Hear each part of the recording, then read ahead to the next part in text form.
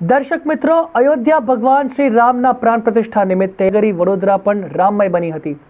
School હોય કે college સહિત અનેક સરકારી કચેરીઓમાં પણ જાહેર રજા આપવામાં આવી હતી. 550 વર્ષના સંઘર્ષ બાદ અયોધ્યામાં ભગવાન શ્રી રામની જન્મભૂમિ સ્થળ પર ભવ્ય અને દિવ્ય મંદિરનું નિર્માણ થવા જઈ રહ્યું છે અને જે ધન્ય ઘડીની રાહ 120 કરોડ હિન્દુઓ જોઈ રહ્યા હતા તે ઘડી આવી પહોંચી છે. સોમવારે સવારે વિજય મુહૂર્તમાં ભગવાન શ્રી રામલલાના વિગ્રહની પુનઃ પ્રાણ પ્રતિષ્ઠા થઈ હતી.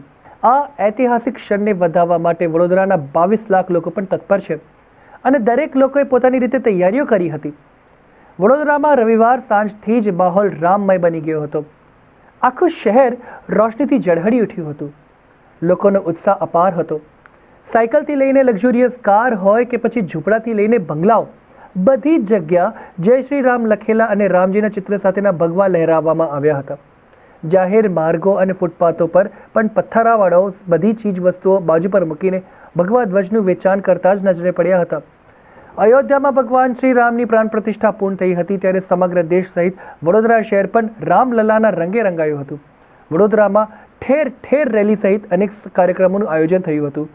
સ્કૂલ, કોલેજ સહિત સરકારી કચેરીઓ પણ જાહેર રજા રાખવામાં આવી હતી.